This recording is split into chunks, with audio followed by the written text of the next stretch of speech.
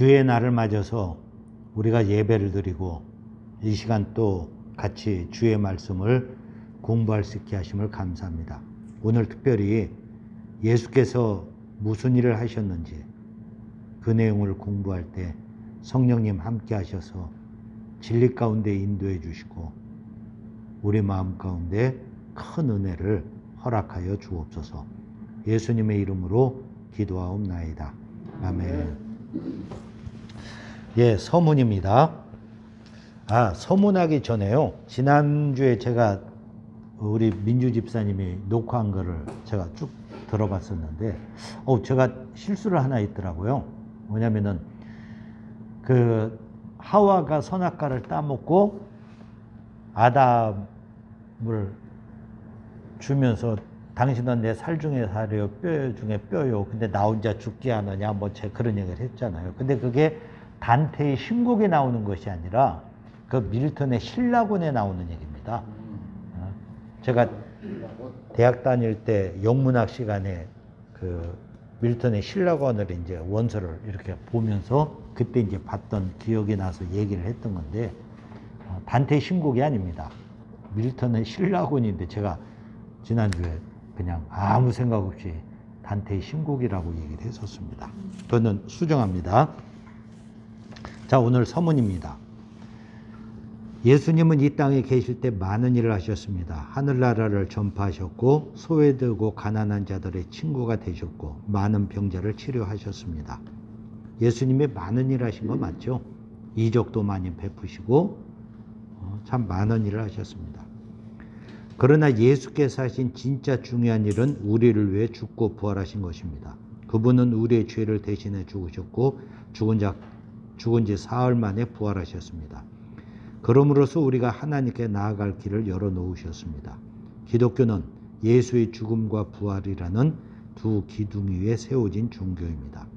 이 두 기둥이 기독교의 핵심이며 그중 어느 하나라도 무너져 버리면 기독교는 허수아비 종교가 되어버립니다. 기독교의 두 기둥, 죽음과 부활입니다. 왜 두 기둥인지는 우리가 공부하면서 오늘 확인해 나갈 겁니다. 자, 1번 하나님의 사랑입니다. 이사야 53장 6절에 의하면 인간의 상태는 어떠했으며 하나님은 무엇을 하셨습니까? 성경 구절이요. 우리는 다 양 같아서 그릇 행하여 각기 제 길로 갔거늘 여호와께서는 우리 무리의 죄악을 그에게 담당시키셨도다. 여기 또 양이 나오죠. 양은 참 할 줄 아는 게 없는 짐승입니다. 양은 길을 못 찾습니다. 뒤돌아가는 법을 몰라요. 앞으로만 갑니다. 그리고 이게 살 길인지 죽을 길인지 전혀 길을 못 찾아요. 그래서 양은 목자가 인도해야지만 목자를 따라갑니다. 그래서 우리는 그런 짐승인 양 같아서 각기 제 길로 가는데 잘해서 가면 모르는데 그릇 행하여 각기 제 길로 갑니다. 왜 그렇게 됐어요? 우리의 죄악 때문에. 죄로 인해서 하나님을 떠나고 그래서 그릇 행하여 각기 제 길로 갑니다. 근데 여호와께서는 우리 무리의 죄악을 그에게 담당시키셨도다. 이사야서 하면은 BC 7, 800년 전에 사람이고 그때 기록된 책입니다. 근데 예수님은 그 후 7, 800년 후에 이 땅에 계신 분인데 이사야가 예언을 한 거죠. 이사야 53장은 메시아 예언서로 아주 유명한 책입니다. 유명한 장이에요. 예수님에 대해서 아주 상세하게 예언되어 있는 본문입니다. 우리 무리의 죄악을 그에게 담당시키셨도다. 어떤 사람이 죄가 있는데 죄 없는 어떤 사람한테 그걸 다 담당시켜버려요. 그럼 그 사람은 억울하죠.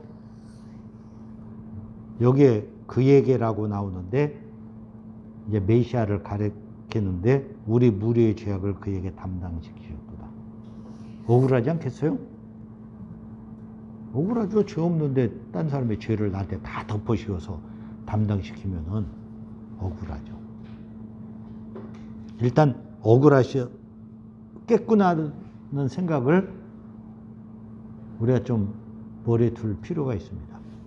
여기 여호와께서는 이라는 말이 나옵니다. 여호와께서는 하나님의 이름이죠. 하나님의 이름이 성경에서 크게 두 가지로 나타납니다. 하나는 여호와, 하나는 하나님. 두 가지가 나와요. 여호와는 그냥, 하나님은 엘로힘.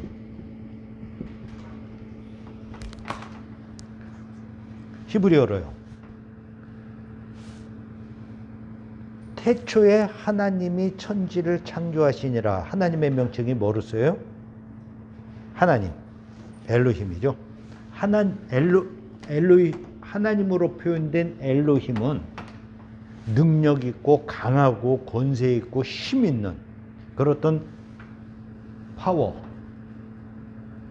어떤 못할 것이 없는 그런 존재를 나타낼 때 엘로힘입니다. 그리고 여호와는 신실, 약속을 잘 지키는 어떤 신실함, 그 다음에 말을 시건치 않고 당신이 하신 일에 대해서, 하신 약속에 대해서 철저하게 지켜나가서 신뢰할 만한 어떤 약속을 잘 지키는 신실하신 분을 나타낼 때 여호와라는 명칭을 사용합니다. 기본 그냥 상식적으로 알아두세요. 성경에 보면 어떤 때는 하나님으로 되어 있고 어떤 때는 여호와로 되어 있고 이렇게 되어 있는데 특별히 모세오경의 구약에서 이렇습니다. 신약에서는 여호와라는 말 별로 거의 안 쓰여 있고 다 하나님이에요. 왜냐하면 이게 이제 여호와 엘로힘을 이제 헬라어로 번역하다 보니까 그냥 데우스, 하나님으로 그냥 다 번역이 되어버렸는데요. 이 두 가지를 갖고 하나님의 이름이 서로 혼동되니까 옛날에는 모세가 모세오경을 썼다고 그렇게 믿질 않고 자유주의 학자들은 제2문서, 2문서, 여호와라는 이름을 쓴 거는 제2문서, 하나님이라는 이름을 쓴 거는 2문서. 그래갖고 또 제사장 문서가 있어요. 제사장 문서 뭐 이렇게 분리해갖고 이걸 짬뽕해서 편집한 것이 모세오경이다. 그래서 가끔 그 책을 읽다 보면은 내용이 중복되는 것도 있고 앞뒤 흐름이 생뚱맞은 것도 있어요. 그러니까 이제 편집 미스로 보고서 이건 잘못 제2문서, 2문서를 편집하면서 이제 잘못 편집되고 그렇게 된 거다 하고 주장했던 주장들이 자유주의 쪽에서 굉장히 많이 있었습니다. 그러나 지금에 와서는 별로 그 주장을 강하게 하지는 않습니다. 모세오경은 모세가 지었다고 그냥 생각을 합니다. 그러니까 제2는 신실하신 하나님, 2는 전능하신 하나님. 요 구분을 위해서 모세가 기록할 때 하나님의 호칭을 그렇게 썼을 뿐이다 라고 그냥 이해하고 계시면 됩니다. 예, 왜 어떤 때는 그 하나님의 이름이 여호와고 어떤 때는 하나님인가 그런 궁금증을 가끔 가질 때가 있어서 말씀을 드립니다. 자, 2번입니다. 로마서 5장 7절 8절을 읽으십시오. 다 같이 읽겠습니다. 의인을 위해 죽는 자가 쉽지 않고 선인을 위하여 용감히 죽는 자가 혹 있거니와 우리가 아직 죄인 되었을 때 그리스도께서 우리를 위하여 죽으심으로 하나님께서 우리에 대한 자기의 사랑을 확증하셨느니라. 자, 1번이요. 의인이나 선인을 위해 대신 죽을 수 있는 사람은 얼마나 될까요? 의인을 위해 죽는 자가 쉽지 않다. 또 선인으로 해서 용감히 죽는 자가 혹 있다. 그러니까 어떤 사람이 선인이고 의인이에요. 근데 그 사람이 죽을 운명이에요. 저 사람이 선인이니까 의인이니까 내가 대신 죽겠다 하고 나서줄 사람이 많을까요? 거의 없죠. 쉽지 않다. 혹 있다. 이제 혹 있는 역사적 사례가 이제 스파르타쿠스 같은 경우가 그렇습니다. 많이 영화화도 되고 이제 그러는데요. 로마 시대 반역해서 그 검투사 중심으로 해갖고 자유를 쟁취했던 그런 지도자인데요. 나중에 이제 로마 군병에서 다 멸망하고 이제 마지막 사람들이 잡힙니다. 그 중에서 이제 스파르타쿠스도 그 안에 있는데 로마 그 장교가 스파르타쿠스가 누군지 지적하라. 그러면은 다 살려주겠다. 아무도 스파르타쿠스가 누구라고 얘기를 안 해요. 일어나서 내가 스파르타쿠스다. 내가 스파르타쿠스다. 여기저기서. 다 같이 십자가형에 처합니다. 로마 길 양옆으로 십자가에 쫙 세워놓고 다 십자가에 매달아 버리는데 스파르타쿠스가 누군지 얘기해라. 그러면 살려주겠다. 근데 아무도 얘기 안 하고 십자가형을 다 같이 당합니다. 역사적 사건이에요. 그런 아주 위대한 지도자가 있었습니다. 스파르타쿠스라는. 그러니까 용감하고 존경하고 따를 만한 사람을 위해서 대신 죽어주는 사람이 혹 있습니다. 혹 있어요. 자, 2번. 죄인을 위해 대신 죽어줄 사람은 얼마나 될 것 같습니까? 개차반으로 살아요. 부모도 막 부모처럼 여기지도 않고 모든 사람이 저 따위가 어떻게 인간이야?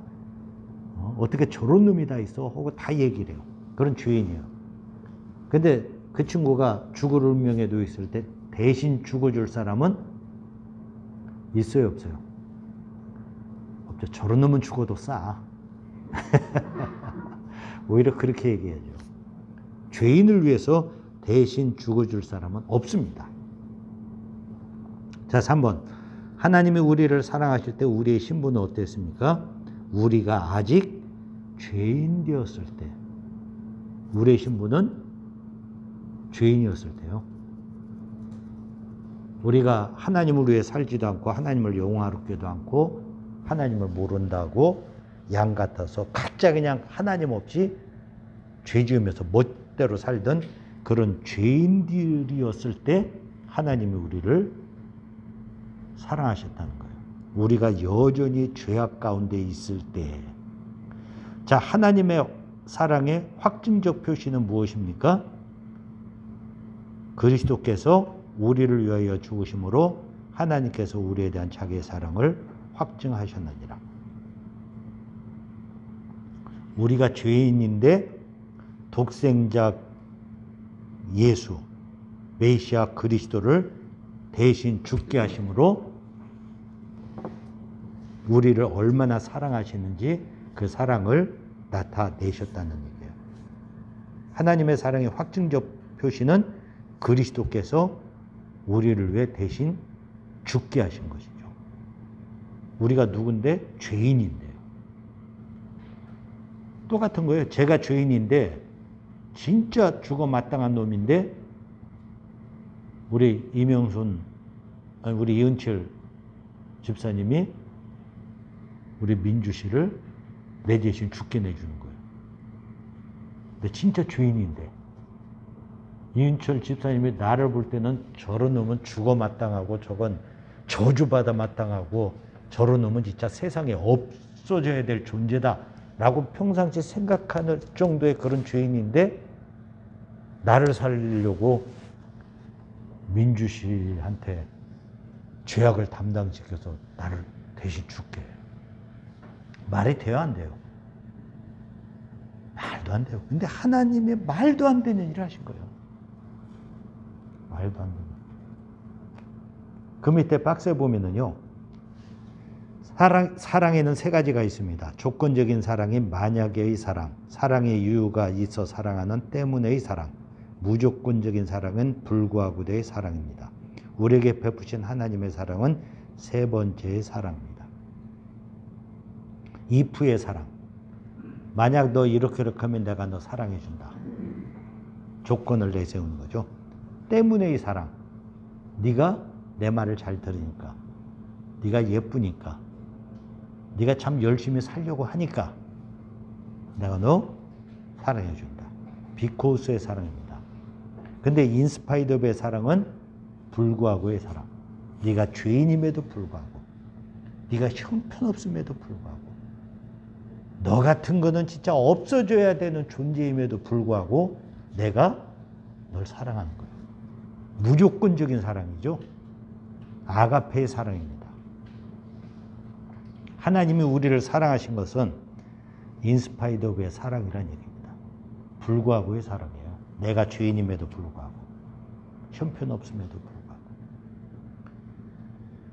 하나님의 사랑이 좀 특이하죠.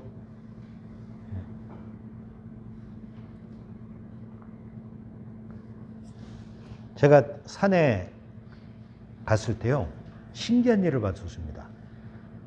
개미가요, 막 그냥 줄을 씌어서 그냥 몇백 미터 이어서 그냥 산으로 올라가는 거예요. 너무 신기하더라고요.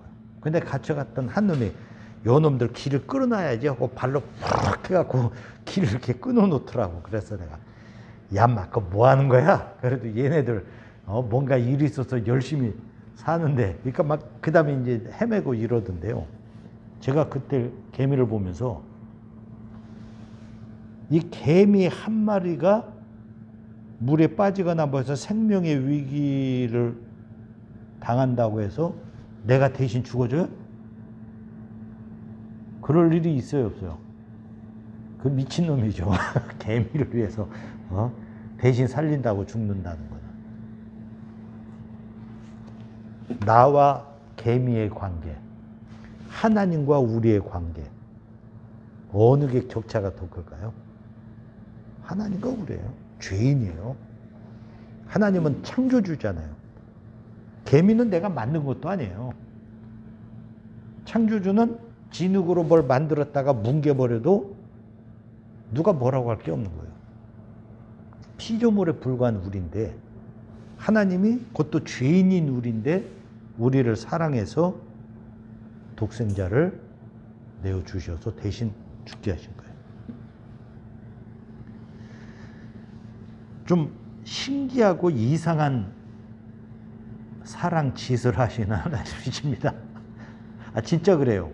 가끔 생각해 보면 하나님의 사랑이라는 게 좀 신기해요. 신비하고. 뭐 말로는 뭐 인스파이드의 사랑이다, 뭐 무조건적인 사랑이다, 그렇게 표현을 하지만 진짜 신기해요. 제가 개미를 위해서 죽는 것보다 더 큰, 더 위대하고 더 신비한 그런 사랑을 하나님이 나에게 해주신 거예요. 하여간 하나님의 사랑은 오묘하십니다. 자, 2번 그리스도의 죽으심입니다. 예수님은 자신이 이 땅에 오신 이유가 무엇이라고 하셨습니까? 마가복음 10장 45절. 다 같이 읽겠습니다. 인자가 온 것은 섬김을 받으려 함이 아니라 도리어 섬기려 하고 자기 목숨을 많은 사람의 대속물로 주려 함이라. 사람은 섬김받는 걸 좋아하나요? 섬기는 걸 좋아하나요? 섬김받는 걸 좋아하는 게 인간의 본성입니다. 특별히 우리 목사님들은 어때요? 다 섬김받잖아요. 섬김만 받습니다. 그러니까 안 섬겨주면 목사님들 시험에 들고 섭섭해하십니다. 그 목사님들은 아주 습관이 돼 있는데요. 아주 잘못된 사고입니다. 근데 습관이 들어요, 사람은요. 비슷하게 습관입니다. 제가 한 20년 됐나요? 저 대우 비유센터라고 중림동에 한 15층짜리 큰 대우 빌딩이 하나 있었는데요. 제가 거기 관리단장으로 있었습니다. 뭐 어머니 뭐 관련돼 갖고 제가 어떻게 해서 관리단장이 됐는데, 제가 주차장으로 지하로 딱 들어가면은요, 주차 관리하는 사람이 경비대장한테 곧바로 연락합니다. 그러면 경비대장이 두 사람을 데리고 엘리베이터로 딱 와서, 한 사람은 엘리베이터 잡고 있고 경비대장은 이제 관리단장 주차 자리가 따로 있어갖고 차 딱 들어가면 벌써 경비대장이 다 와 있어요. 인사 딱 하고 저한테 인사하고, 그리고 제가 깎으면 엘리베이터 딱 붙잡고 있다가 제가 타고 올라가도록, 제가 그렇게 하지 말라 얘기를 했더니 직원들 훈련상 필요하다. 그러니까 그냥 단장님은 그냥 그대로 계십시오 이러더라고요. 그럼 뭐 할 말 없어서 그렇게 매번 그랬어요. 근데 어느 날 딱 들어갔는데요, 아무도 안 나와 있어요. 그 내렸는데 엘리베이터가 그날따라 멀리 있어요. 그렇게 한참을 기다렸어요. 괜히 기분 나쁘더라고요. 사람들은 뭐 하고 있어요 대체? 단장이 왔는데. 그러니까 저는 섬긴다 하면서도 그런 대접을 받다 보니까 이게 대접을 안 해주니까요, 기분 언짢아지더라고요. 그게 인간의 본성입니다. 나중에 경비대장이 와서 사과를 하면서 이 주차 관리하는 사람이 바뀌어갖고 단장님 오신 걸 미처 몰라서 연락을 못 받았다고 뭐 그런 얘기를 하던데요. 제가 그때 느낀 게, 참 사람은 섬김받는 걸 좋아하는구나. 그러다 섬김받던 사람이 섬김을 못 받으면 어때요? 기분 나빠하고 나를 무시하나? 나를 우습게 보나? 이제 이런 사고에 또 빠져버려요. 사람은 이 섬김받기를 되게 좋아합니다. 섬기는 거 별로 안 좋아해요. 섬기는 건 종이 하는 거고, 섬김받는 거는 주인이 받는 거고, 이런 사고가 많이 있습니다. 그런데 예수님은 섬기러 오셨습니다. 섬기는 건 물 한 잔 떠주는 것부터 섬김인데요, 최고의 섬김은 뭐예요? 상대를 위해서 내 목숨을 내주는 겁니다. 예수님은 분명히 말씀하셨어요. 제가 섬기러 왔고 내 목숨을 많은 사람의 대속물로 주러 왔다 하고 얘기를 합니다. 자, 2번입니다. 예수님은 어떻게 누구와 함께 죽으셨습니까? 마태복음 27장 35절 38절 성경 구절입니다. 그들이 예수를 십자가에 못 박은 후에 그 옷을 제비 뽑아 나누고, 이때 예수와 함께 강도 둘이 십자가에 못 박히니 하나는 우편에 하나는 좌편에 있더라. 예수님은 어떻게 죽으셨어요? 십자가에 못 박힌 후에. 인류가 개발한 가장 참혹한 사형법이 십자가형입니다. 십자가형이요. 그 십자가형에 매달렸다가 극적으로 무죄 판결을 받아서 풀려난 사람이 있어요. 그 사람이 자기가 겪은 일을 쓴 책이 있는데요. 제가 그 책을 읽어봤었는데요. 십자가형의 가장 참혹한 순간은 이제 생못을 그냥 받는 거거든요. 살아있는 사람한테 억지로 묶어갖고 그냥 대못을 박아버리는 거예요. 그래갖고 십자가에 묶어서 이렇게 세웁니다. 세워서 웅덩이 파고 사이에다 이제 쿵 내리는데, 쿵 내릴 때 거의 정신을 잃어버린대요. 너무 소스라치게 아파서. 그리고 이제 서서히 깨어나면서 그때부터 발 이쪽에 이제 고통이 오기 시작하면서 몸 중심을 잡기가, 늘어지면 손이 찢어지셔서 아프고, 좀 다리에 힘주면 다리가 아프고, 그러면서 피 흘리면서 그 고통을 죽을 때까지 그냥 매달려 있는 거예요. 그래서 너무 참혹한 방법이라고 해서 로마 후에는 이 십자가형이 없어졌습니다. 없어졌는데 십자가가 이 십자가형이 세 가지가 있어요. 하나는 T자형, 열십자형, 그 다음에 X자형. 사람 손발 팔 이렇게 그냥 매달아 놓습니다. 그리고 이거는 죄패를 붙일 때 여기다 죄패 붙이고 사람을 이제 매달아 놓는 거죠. X자형은 이제 사람을 X자로 네 발을 이렇게 벌려서 죽이는 그런 방식인데요. 예수님이 십자가형을 받았습니다. 제가 그 책을 보면서 예수님이 신이시구나 하고 느꼈던 게요.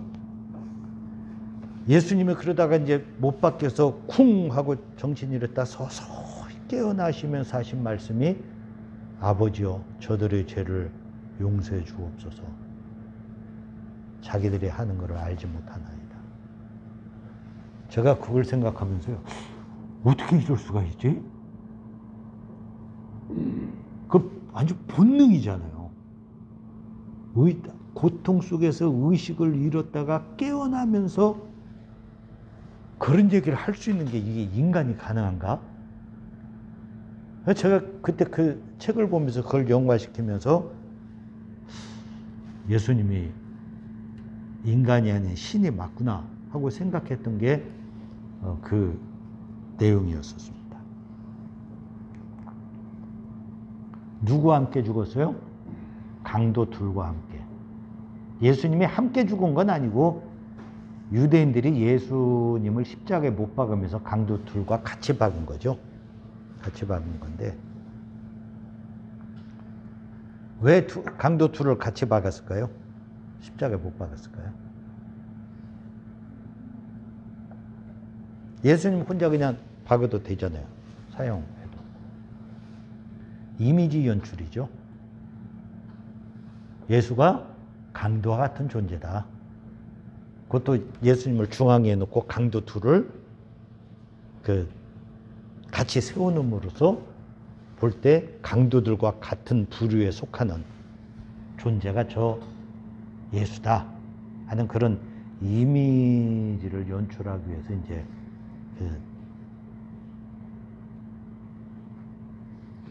강도와 함께 십자가에 못 박으셨죠. 그래서 예수님은 하여간 참혹한 십자가형을 당해서 죽으셨습니다. 자, 3번입니다.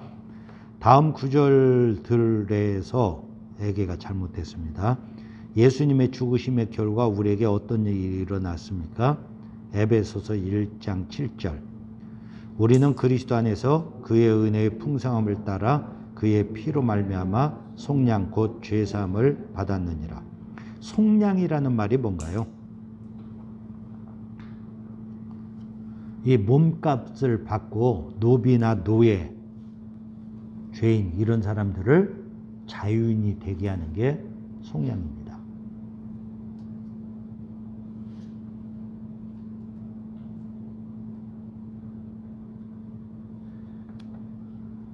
예수님이 우리 대신 죽으심으로 그의 피로 말미암은 이제 죽음을 얘기하는데요. 죽으심으로 죄사함을 우리가 받게 되었다 하는 얘기인데요. 전에 제가 말씀을 드렸었죠. 그 생명과 죽음의 개념.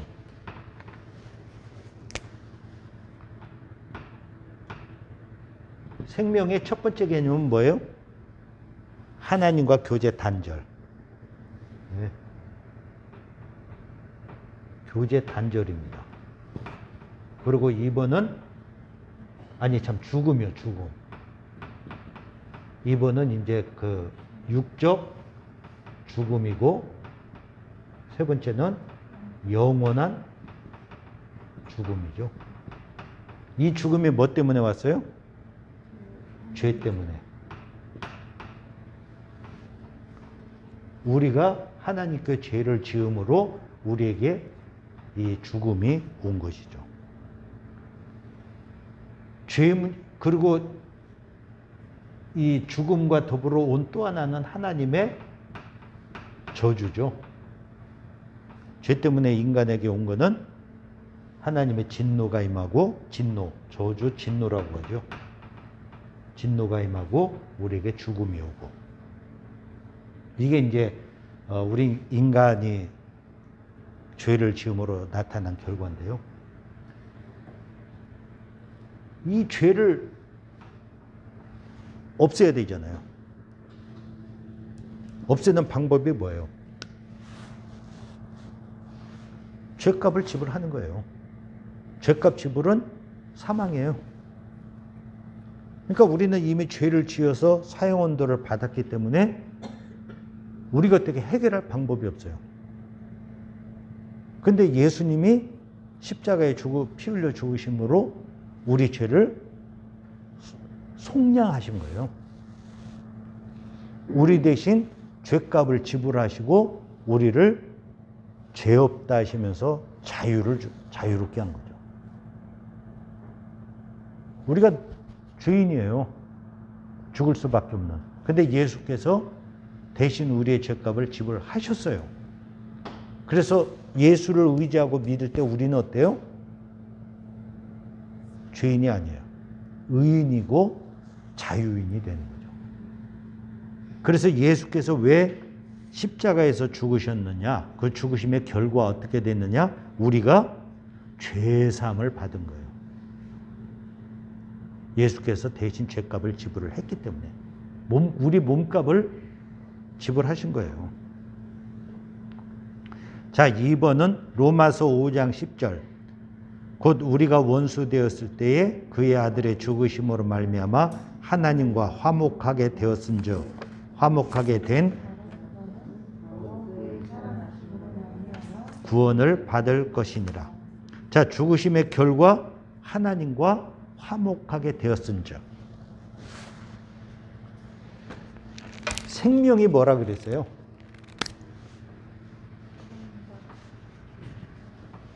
이게 죽음이면 생명은 첫 번째가 하나님과 교제 회복이에요. 저 화목이죠.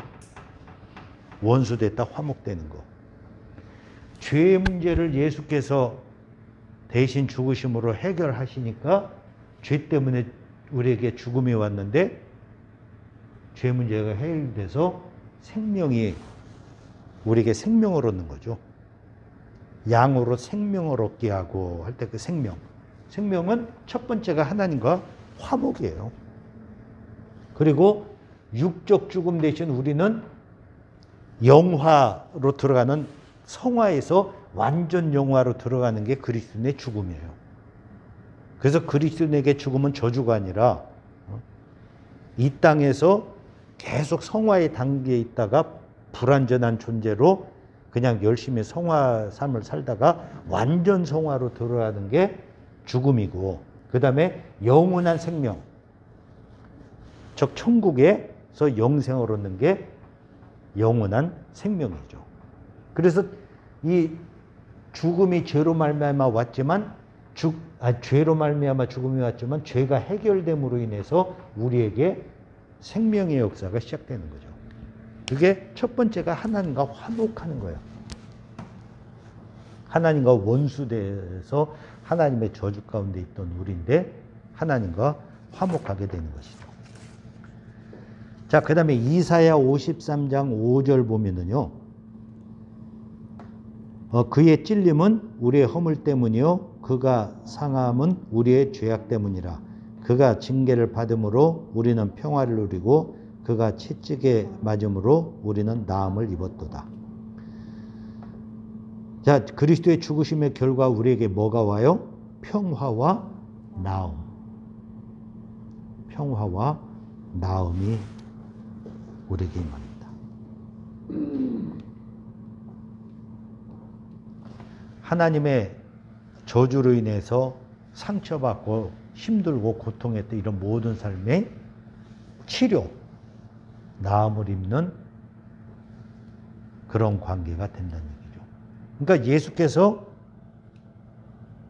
우리를 대신해 죽으심으로 죄 문제를 해결하셔서 우리에게 죄사함이 오고 하나님과 화목하게 되고 평화와 나음을 얻게 되고, 그래서 우리가 하나님께 나아갈 수 있고 하나님께 기도할 수 있고 또 하나님의 음성이 우리에게 말씀을 통해서 들을 수도 있고, 그런 하나님과 화목하는 관계가 된 것입니다. 자, 박스입니다. 예수께서 십자가에 죽으신 것은 자신의 죄 때문이 아닙니다. 그것은 우리의 죄 때문입니다. 우리가 멸망받을 자리에 있는 것을 보시고 우리를 구원하기 위해 하나님은 독생자를 보내시고 예수님은 기꺼이 순종해 죽으신 것입니다. 이 얼마나 놀라운 사랑입니다. 한번 생각해 보십시오. 이게 제가 개미를 위해서 대신 죽지 않잖아요. 절대 안 죽습니다. 근데 하나님은 우리를 위해서 독생자를 보내고 독생자는 또 기꺼이 순종을 하고, 이 말도 안 되는 일이에요. 아까 비유로 얘기했지만 이은칠 집사님이 저를 살리기 위해서 민주를 대신 죽게 하는, 그 말도 안 되는 얘기잖아요. 근데 그거보다 더 말도 안 되는 얘기가 하나님이 유일하시고 절대자고 못할 것이 없는 그 하나님이 나를 구원하려고, 내가 죄에서 영원한 사망에 빠지는 것을 보고 나를 사랑하고 불쌍히 여겨서 독생자를 보내고, 독생자는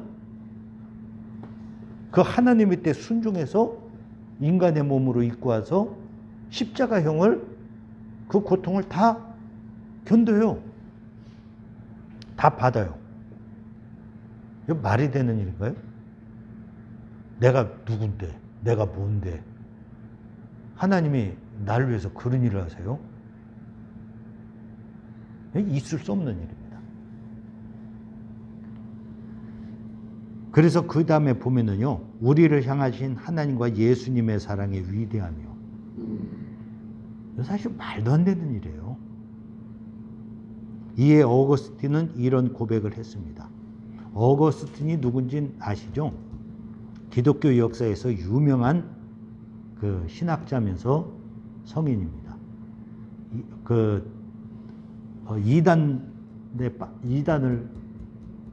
이단에 빠져서 이단을 믿었던 사람이에요. 어머니 모니카는 독실한 그리스도인인데 어거스틴이 회개하기 위해서 그렇게 오랜 세월 기도를 했고요. 근데 기도의 힘 때문 이제 어느 날 어거스틴이 집에서 앉아 있는데 밖에서 애들이 놀아요. 놀면서 애들이 부르는 노래가 일어나 펼쳐봐라, 일어나 펼쳐봐라. 그 뭐 애들 놀이 가사였던 것 같아요. 가사였는데 그 말이 이상하게 어거스틴의 마음에 확 꽂혀갖고 어거스틴이 앞에 있던 성경을 여기다 펼쳐봐요. 근데 그게 로마서 4장, 좀 아까 미리 찾아볼 걸 생각을 했었는데 어딘데, 자다가 깼다가 되었나니 일어나서 뭐 빛을 발하란가 뭐 하여가 그런 류의 성경 구절이에요. 그 말씀을 읽고 어거스틴이 회개를 하고 기독교인이 됩니다. 그 어거스틴이 믿을 때가 로마 제국이 멸망해가는 때예요. 그래서 로마 제국은 하나님의 도성이다 그런 생각들을 했었는데 로마 제국이 멸망해 가니까 많은 신앙인들이 혼돈에 빠진 거예요. 하나님의 도성이 멸망하니까요. 예루살렘 성이 멸망할 때 유대인들이 혼돈에 빠졌듯이, 그럴 때 이제 어거스틴이 하나님의 두 도성, 땅의 도성도 있지만 하늘의 두 도성에 대한 사상을 얘기하면서 이제 그 당시에 신학자로서 아주 혼돈에 빠졌던 많은 그리스도인들에게 하나님의 나라, 하나님의 도성에 대한 그걸 바라볼 수 있는 그런 시각을 열어준 신앙인인데요. 그가 쓴 책이 이제 고백록이 있습니다. 자기 신앙을 고백한 고백록이 있는데 그 중에 나오는 글이에요. 이상하다, 이상하다. 하나님은 왜 그토록 나를 사랑하시는가? 자기는 특별히 이단도 믿고 여자랑 또 못된 짓도 하고 뭐 그런 게 많이 있었어요. 이 지구상에 나 혼자 있을지라도 하나님은 나를 사랑해 독생자를 보내셨을 것이다. 지구에 나 혼자 있어도 하나님이 나를 사랑해서 독생자를 보내요? 그러셨을까요? 그러시죠. 숫자가 많으니까 하나님이 그러신 거예요? 아니면은 단 한 명이라도 인간을 사랑하셔서 하나님이 이렇게 하셨을까요? 당연히 하셨겠죠. 그러니까 나라는 존재는 어떤 존재예요? 이건 말할 수 없는 존재예요. 하나님이 독생자를 보내서 구원할 정도로 그런 사랑의 대상이에요. 하나님의 사랑을 생각하면 좀 이상하지 않아요? 내가 뭔데 대체 하나님이 그토록 나를 사랑하시나? 어거스틴 말이 진리예요. 이상하다. 하나님은 왜 그토록 나를 사랑하실까?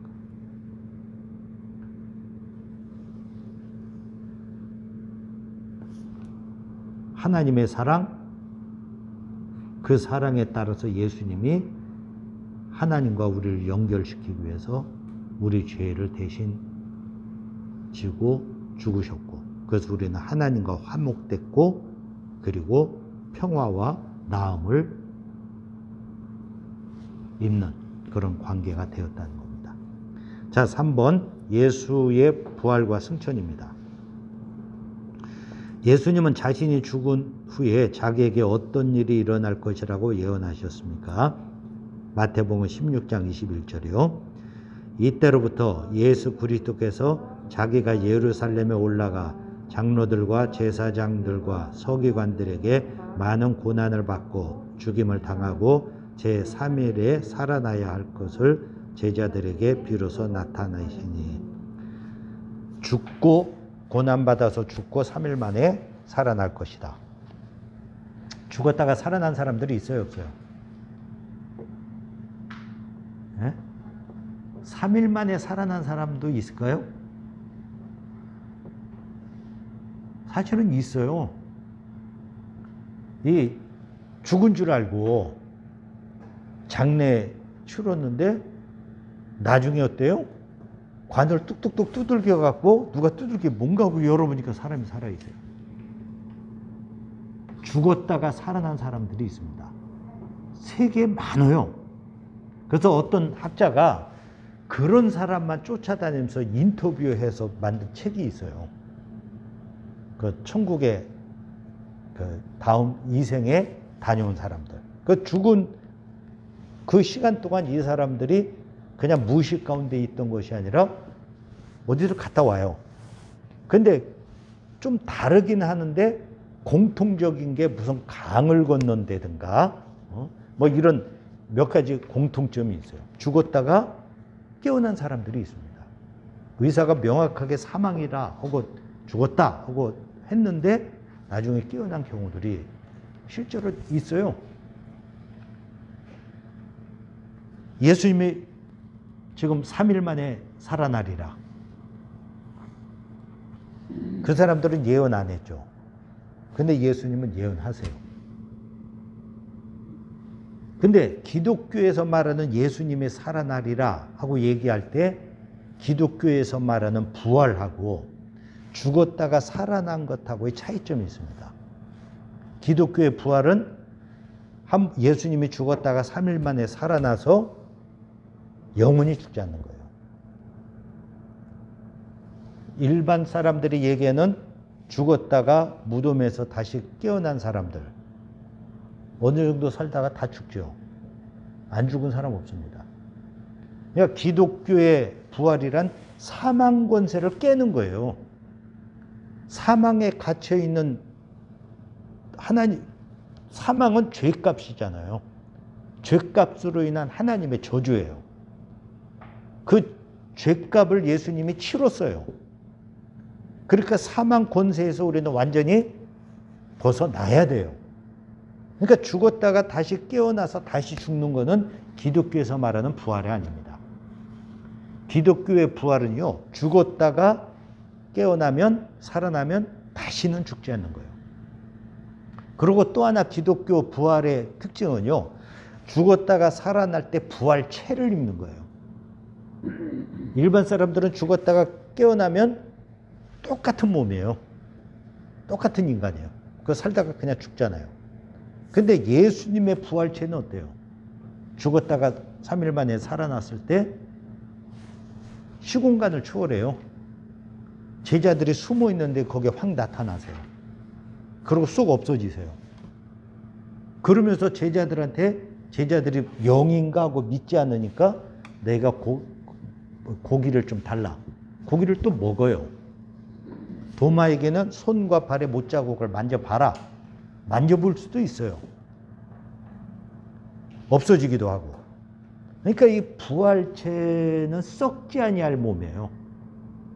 썩지 아니할 몸이고 영혼이 있을 몸인데, 기독교의 부활은 일반적으로 사람들이 말하는 부활과 두 가지 차이점이 있습니다. 하나는 부활체가 달라요. 부활하면 그 몸이 다릅니다. 그리고 또 하나는 한번 부활하면 영원히 죽지 않는 겁니다. 자, 2번입니다. 부활로 인해 예수가 어떤 분이시며 선언되었습니까? 로마서 1장 4절. 성결의 영으로는 죽은 자들 가운데 부활하사 능력으로 하나님의 아들로 선포되셨으니 곧 우리 주 예수 그리스도라. 여기 고백 보세요. 우리 주 예수 그리스도. 예수는 우리 주시고 메시아시다 하는 고백이 이 한 구절에 다 들어있어요. 네. 그냥 단순하게 습관적으로 쓰는 뭐 예수 그리스도, 우리 주 이런 개념이 아니에요. 그 표현에 정확한 고백이 있는 거죠. 근데 예수가 죽었다가 부활하심으로 어떤 분임이 선언되었는가? 하나님의 아들로 선포되었다는 거죠. 자, 예수님이 왜 부활하셔야 했을까요? 죽음으로 끝났다면. 예수가 우리 죄값으로 해서 대신 죽은 건지 예수가 하나님인지 뭔지 어떻게 알아요? 죽으면 그걸로 끝이잖아요. 아무것도 증명할 게 없는 거예요. 자, 예를 들어서 또 어떤 사람이 너무 억울하게 사형원들을 받아서 사형을 받아요. 이 사람이 그런 예언을 합니다. 난 너무 억울하다. 내 억울함의 증거로 내 무덤에서 한겨울 눈 오는 날 장미꽃이 필 것이다. 그걸 보면 내가 억울하게 죽었다는 걸 알 것이다 하고서 죽었어요. 근데 진짜 한겨울 눈 오는 날 그 사람 무덤에서 장미꽃이 펴요. 겨울에 장미꽃? 말이 안 되잖아요. 근데 그런 일이 생겨요. 그러면 그 장미꽃을 본 많은 사람들이 확신을 하죠. 이 사람 억울하게 죽었구나. 그걸로요.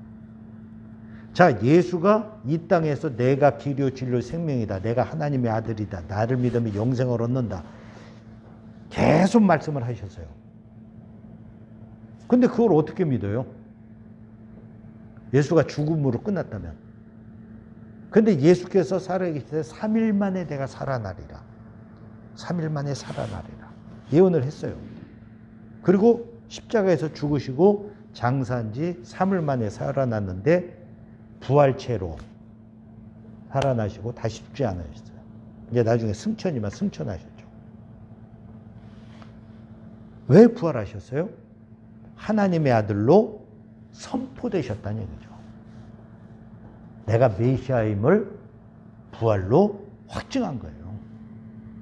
만약에 예수님이 죽음으로 끝났다면 예수의 말과 주장과 선언이 어때요? 사실인 걸 우리가 확인할 길이 없어요. 그 억울한 사람 죽음에 장미꽃 피듯이 인류 역사상 한 번도 없었던 부활이라는 사건. 그 사건을 통해서 하나님의 아들로 선포되었다고 얘기를 합니다. 자, 3번입니다. 예수님의 부활은 우리에게 무엇을 가르쳐 줍니까? 고린도후서 4장 14절. 주 예수를 다시 살리시니가 예수와 함께 우리도 다시 살리사 너희와 함께 그 앞에 서게 하실 줄을 아노라. 부활은 우리에게 무엇을 가르쳐줘요? 우리도 다시 살아서 그 앞에 서게 된다는 거예요. 그러니까 예수의 부활은 두 가지 의미가 있습니다. 하나는 예수님이 메시아임을 선포한 것. 그리고 또 하나는 우리도 예수와 함께 다시 살아난다는 것. 죄로 말미암아 죽음이 왔잖아요. 예수님이 죄를 대신 없이 하셨어요. 그리고 우리가 죽음이 아니라 양으로 생명을 얻게 하고 더 풍성히 얻는 복을 누렸어요. 그럼 죽음은 우리에게 더 이상 힘을 쓰지 말아야 될 거 아니에요. 근데 우리가 죽음으로 끝난다면 우리는 죽음의 권세 아래 갇히는 거예요. 그 예수가 부활의 첫 열매다 하는 거는 그 다음 열매들은 우리들이다 하는 얘기예요. 예수 믿는 사람들 죽어도 살고 주님 재림하실 때 살아있으면 죽음을 맛보지 않습니다. 부활합니다. 그게 우리 그리스도인들의 희망이죠. 그래서 그리스도인들은 본질적으로 죽음을 두려워하지 않습니다. 죽음이란 완전 성화에 들어가는 하나의 길목일 뿐이고, 그리고 우리가 예수처럼 영원히 부활한다는 것을 우리가 믿기 때문에 그렇습니다. 그러니까 부활은 우리들에게 희망이에요. 예수께서 우리 죄를 위해서 죽으시고 우리로 하여금 사망 권세를 깼다는 것을, 더 이상 우리가 죽음의 권세하에 있지 않다는 것을 보여주기 위해서 부활을 하셨습니다. 그게 예수께서 우리를 위해서 하신 일이시죠. 자, 밑에 박스입니다. 만약 예수의 부활이 거짓이라면 그리스도인들은 헛된 것을 믿고 있는 것이며 세상에서 가장 불쌍한 자들입니다. 그러나 예수의 부활이 사실이라면 이것은 만인에게 관계된 최고의 사건이며 그 누구도 감히 외면하고 지나칠 수 없는 사건이고, 그 앞에서 각자 자기의 운명을 앞에 두고 결단해야 될 사건입니다. 예수님의 부활은 그의 주장과 선언과 약속이 모두 사실이라는 분명한 증거입니다. 만약 부활이 거짓이라면요, 우리는 불쌍한 자들입니다. 그렇죠? 만약에 부활이 사실이라면요, 우리에겐 희망이고, 부활을 모르는 사람들은 그 앞에서 한번 운명을 두고 결단해야 될 사건이죠. 한번 부딪혀보고 알아봐야 되는 사건입니다. 예수 부활은 그의 주장, 선언, 약속이 사실이라는 증거다 하는 얘기죠. 자, 4번입니다. 사도행전 1장 9절 11절에 따르면 제자들이 보는 가운데 예수님에게 어떤 일이 일어났으며 후에 어떻게 된다고 하셨습니까? 이 말씀을 마치시고 그들이 보는데 올려져 가시니 구름이 그를 가리어 보이지 않게 하더라. 이르되 갈릴리 사람들아 어찌하여 서서 하늘을 쳐다보느냐. 너희 가운데서 하늘로 올려지신 이 예수는 하늘로 가심을 본 그대로 오시리라 하였느니라. 제자들이 보는 가운데 예수에게 어떤 일이 일어났어요? 하늘로 올려가셨죠. 자, 왜 예수님이 승천하셨을까요? 승천하신 이유는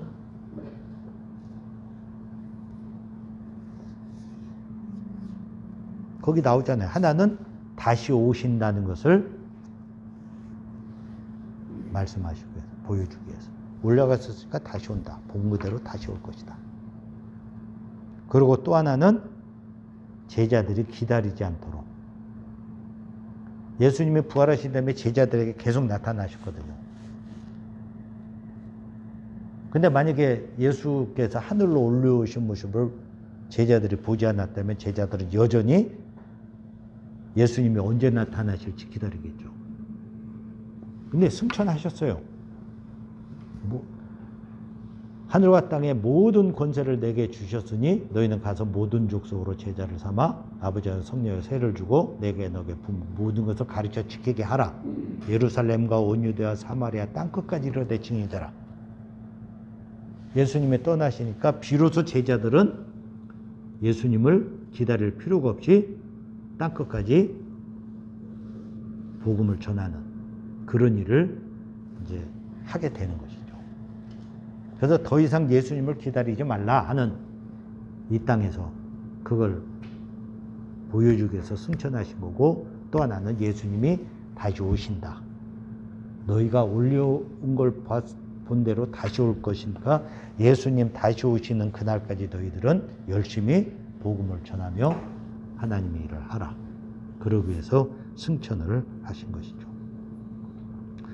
요한복음 14장 3절에 보면은 내가 너희의 거처를 예비하러 가노니, 거처를 예비하면 내가 너희를 다시 데리러 오겠다는 말씀이 나옵니다.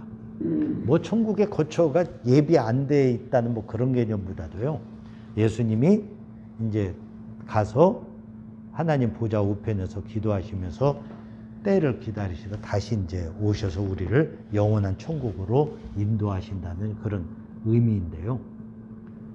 하여간 재림은 승천은 다시 오신다는 것을 보여주기 위해서가 핵심이고요. 그 다음에 부수적으로는 제자들에게 더 이상 예수 나타남을 기다리지 말라라는 것이 부수적인 의미입니다.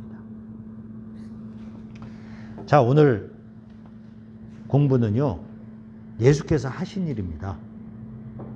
지난 시간에 우리가 공부는 인간은 누구인가? 하나님께 죄인되고 하나님을 떠나서 죽음을 겪고 끊임없이 저주가 우리에게 임하는 그런 존재인데 우리 지혜로는 하나님을 알 수가 없다. 그래서 인간에게는 절망이에요. 희망이 없습니다. 근데 하나님이 우리를 사랑하셔서 독생자 예수를 보내셨고, 그 예수는 무슨 일을 하셨어요? 우리 죄를 없이 하기 위해서 십자가에서 우리 죄를 속량하셨고, 그리고 예수의 모든 말과 사역이 확실하다는 것을 입증하기 위해서 부활하셨고, 그리고 승천하심으로 다시 올 것이라는 것을 우리에게 보여주신 것이죠. 이게 예수께서 하신 일이에요. 그래서 우리의 죄로 말미암아 우리에게 임했던 죽음과 하나님의 저주, 이 모든 문제를 예수께서 이런 방식으로 해결을 해 놓으신 거죠. 자, 결론입니다. 로마서 10장 9절을 읽으십시오. 우리가 입으로 시인해야 할 것과 마음으로 믿어야 할 것은 무엇입니까? 그리고 그 결과는 무엇입니까?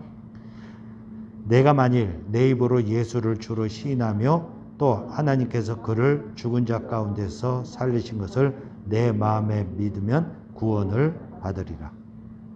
입으로 시인해야 될 게 뭐예요? 예수를 주로 시인하고, 예수가 주님이시다, 구원자시 시인하고, 마음으로 믿어야 될 것은 죽은 자 가운데서 살리신 것, 죽음과 부활을 믿어야 됩니다.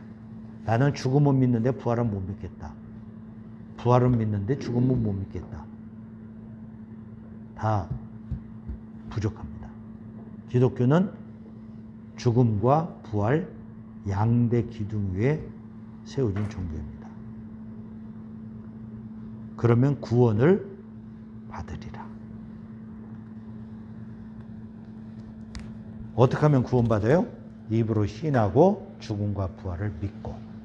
우리가 오늘 하나님과 예수님이 우리에 대한 사랑을 배웠는데요. 이제 거기서 이제 성령님이 빠져 있는데, 자, 하나님, 예수님, 성령님, 홀리 스피릿이요. 하나님은 구원을 계획하시고, 예수님은 계획을 성취하시고, 성령님은 이 구원 계획을 적용하고, 이게 삼위일체 하나님의 우리를 위한 구원 계획이에요. 하나님은 인간을, 독생자 예수를 보내서 죄값을 해결해서 하나님께 우리가 나아갈 길을 만드시도록 계획을 하시죠. 그리고 예수님은 죄가 없으시지만 우리를 대신해 죽고 부활하심으로 하나님의 구원 계획을 그대로 성취하세요. 자, 이걸로 끝나버리면요. 예수의 죽음과 부활을 나는 인정해. 근데 나랑은 관계가 없어. 그럼 그 사람 구원이 있어요, 없어요? 없죠. 이 구원 계획과의 성취가 바로 나를 위한 것이라는 것을 내가 믿게 되는 역사. 그것이 성령님의 역사예요. 이게 믿어져요. 내가 죄인이라는 게 믿어지고 예수께서 날 위해서 죽고 부활하신 사실을 내가 믿어요. 이상하게 그게 믿어져요. 2000년 전에 유대 땅에서 사셨던 그 예수라는 청년이 바로 하나님의 아들이고 부활했고 그분이 나중에 최후 심판자로 다시 오시라는 것이 다 믿어져요. 이 믿음은 누구 역사예요? 성령님의 역사예요. 성령님이 우리를 진리 가운데 인도하시기에 이것을 믿게 되는 겁니다. 그러니까 우리가 처음에 그 구원의 순서에 대해서 말씀드릴 때 외적 부르심, 내적 부르심, 그 다음에 그 중생을 얘기했는데 거듭남, 중생한 자, 내가 중생했는지 안 했는지는 솔직히 어떤 증거는 없습니다. 예수님이 니고데모에게 얘기하면서 바람이 어디로 가며 어디로 부는지 알지 못하듯이 중생한 자는 그렇다고 얘기를 하셨거든요. 그러나 바람이 어디서 불고 어디로 가는지 모르지만 지금 바람이 불고 있다는 걸 느낄 수 있잖아요. 종이나 보면 이렇게 흔들리는 걸 보고 바람이 부는구나. 마찬가지로 내가 중생했는지 안 했는지는 모르지만 그래서 알 수 있는 방법이 있죠. 뭐예요? 하나님의 구원 계획과 예수님이 죽고 부활, 나의 죄를 대신해서 죽고 부활하신 사실이 그냥 믿어져요. 믿어져요. 그게 중생의 증거입니다. 그냥 믿어져요. 믿어져요. 이성적으로 믿을 수 있어요? 아니, 말도 안 되죠. 2000년 전에 그 청년이, 2000년 전에 이 땅에 있었던 청년 예수와 관련돼서 이 많은 일이 이게 다 연관됐다고? 머리로 따지면 하나의 소설을 쓰든가 아니면 어떤 종교적 천재가 진짜 뭐 이렇게 하나 종교를 꾸며 만들든가 이런 식으로 생각이 들지 믿어지질 않습니다. 우리 성경이요. 하나님의 말씀이에요? 믿으세요? 어떻게 알아요? 연구해 봤어요? 이 성경에 하나님 말씀이 아닌 게 있을 수도 있잖아요. 아가서가 성경이에요? 하나님의 말씀이에요? 연구도 안 해보고 따져보지도 않고 이게 하나님의 말씀인지 인간의 말인지 확인도 안 해보고 이걸 그냥 시체말로 선입견, 편견에 의해서 하나님 말씀으로 그냥 믿어요. 그럼 바보들이나 하는 짓이잖아요. 근데 안 믿는 사람은요, 이걸 믿고 싶어도 안 믿어져요. 근데 이상하게 거듭난 사람, 중생한 사람은 성경 몇 구절도 읽어보지도 않았으면서 이것이 하나님 말씀이고 진리로 그냥 믿어집니다. 그냥 믿어져요. 성령님이 우리에게 오셔서 하나님의 말씀임을 이해하고 깨닫고 믿도록 그냥 역사하신 결과 그냥 믿어지는 거예요. 그러니까 성경의 하나님 말씀으로 믿어지는 것, 예수가 죽고 부활하신 사실을 그냥 믿어지는 것, 그 2000년 전에 그 청년이 나의 주, 나의 하나님이고 나의 구세주라는 것이 그냥 믿어지는 것. 그 이성적으로 믿을 수가 없습니다. 그건 따져서 믿어지지 않는 일이에요. 한 인격 안에 신성과 인성이 같이 있다는 것. 뭐 삼위일체 하나님, 뭐 다 어떤 면으로 보면은요, 기독교에서 한 발을 조금 뛰어서 뒤로 가서 보면은요, 이 믿을 수 없는 말도 안 되는 얘기들이에요. 근데 이상하게 이거 다 믿어줘요. 그냥 받아들여줘. 거기에 대해서 따지고 싶은 마음이 없어요. 그냥 믿고 신뢰하게 되고 그냥 받아들여요. 그것이 성령님의 역사다라는 거예요. 우리를 중생하게 하고 거듭나게 하고 진리 가운데 인도하면서 예수님이 말씀하신 사실, 하나님이 역사하신 것들이 사실이라는 것을 내 마음속에 받아들이도록 그렇게 역사하는 성령의 역사로 인해서 우리가 믿게 된다는 겁니다.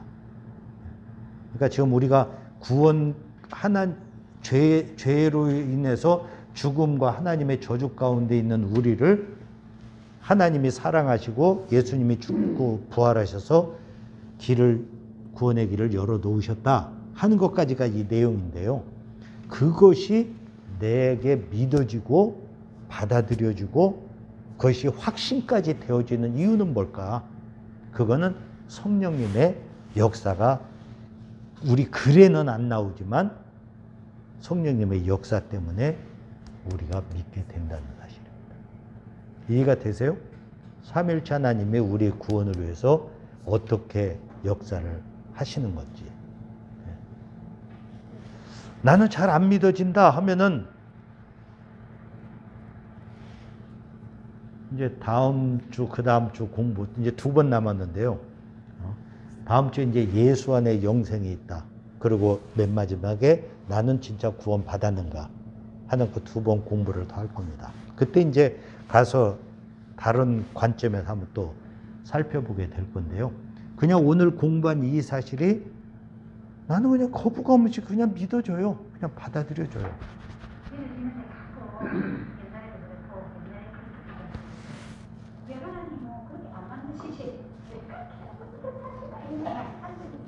그건 이제 그런 생각이야. 뭐 우리가 완벽한 존재가 아니니까요. 완전한 존재가 아니까. 가끔 뭐 하나님은 진짜 계시나 하는 생각 안 드세요? 그랬어요. 아, 저도 그래요. 저도 목사지만 어떤 때는요. 하나님 진짜 계시나? 기독교가 이게 진리인가? 하는 생각이 훌쩍 드는 때가 있어요. 아니, 마귀라고 보기보다는요. 이 땅에 완전하고 완벽한 것은 없어요. 항상 요동적이고 움직이고 불완전한 것이 이 세상살이에요. 이제 뭐 종교적으로 하면 마귀가 뭐 우리를 흔든다 뭐 얘기할 수 그거보다도 인간 자체가 불완전한 존재예요. 또 완전한 게 없어요. 뭐 나를 낳아주신 내 부모도 어떤 때는 진짜 내 부모 맞나 하는 생각. 아, 그건 당연하죠. 그게 우리가 그 자라나는 과정에 있는 거예요. 이 어린아이의 믿음에서 장성한 자의 믿음으로 커나가는 과정이거든요. 어린아이 때는 그 밥을 못 먹어요. 우유만 먹어요. 그러나 장성한 자가 되면은 선악을 분별하면서 지혜롭게 판단하는 그런 능력이 생기죠. 그러니까 결국 우리가 성화의 과정에 있다는 거는요, 완벽하지 않다는 거예요. 완전하고 철저하고 뭐 분명하고 뭐 절대 흔들리지 않고. 안 그래요. 인간은 큰 소리 쳤다가도요, 주변 환경이 바뀌고 모든 게 막 바뀌어버리면 거기서 회의도 들고 시험에도 들고 진짜 막 나는 평생 주께 감사하고 찬양만 하리라 하다가도 진짜 처절한 상황에 빠지면 뭐예요? 회의가 빠지고 하나님 원망하고 그런 자리에 빠져요. 그러니까 큰 소리 칠 게 하나도 없는 게 우리 인간 존재예요. 자꾸 불완전하고 왔다 갔다 하는데, 그러나 중요한 거는 중심, 우리 마음의 핵심, 그거는 변함이 없잖아요. 뭐 하나님이 계신가 하도 생각 들다가도 하늘을 딱 쳐다보면은 하나님을 찬양하면서 와, 하나님 참 구름이 신묘합니다. 사진 찍으려다가 찍는데 없어졌는데요. 와, 새 한 마리랑 사람이 이렇게 같이, 사람 얼굴에 새가 이렇게 딱 있는 구름이 딱 있더라고요. 너무 신기하더라고요. 그래서 저 뭐야? 거기서 그 핸드폰 찾아갖고 찢어갖고 이렇게 하는데 그게 흐트러져 갖고 모양이 달라지더라고요. 내가 그걸 보면서 참 하나님이 만드신 세계가 참 신기하다는 생각을 했는데요. 본질은 인정하잖아요. 본질은, 중심은 하나님 계신 거 믿고 예수가 죽고 부활한 거 믿고 다 믿잖아요.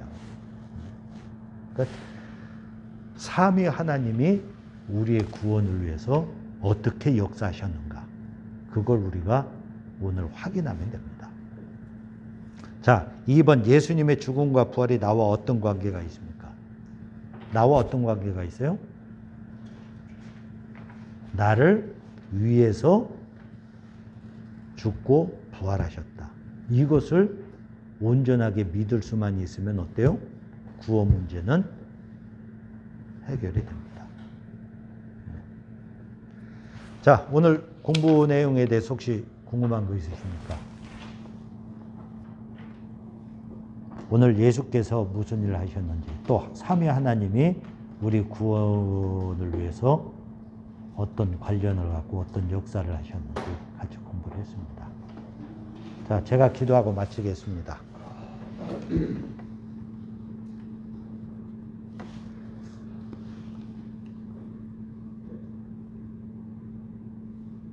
제가 개미를 위해서 대신 죽지는 않습니다.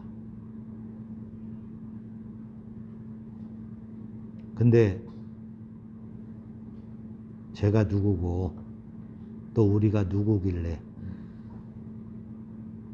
하나님이 우리를 사랑하시고 독생자를 내어주시고 또 예수님은 우리를 사랑하셔서 그 십자가 고통을 당하시고 또 부활하시고 승천하시면서 우리에게 구원을, 우리에게 소망을 베풀어 주시는지요. 주님의 은혜와 사랑에 그저 감사할 뿐입니다. 성령님께서 저희 마음에 임하셔서 우리를 진리 가운데 인도하시고 우리를 분명한 확신 가운데 거할 수 있도록 하나님 축복하여 주옵소서. 이번 한 주간도 주님 안에서 승리하는 우리의 삶이 되게 하옵소서. 예수의 이름으로 기도하옵나이다. 아멘. 예, 수고하셨습니다.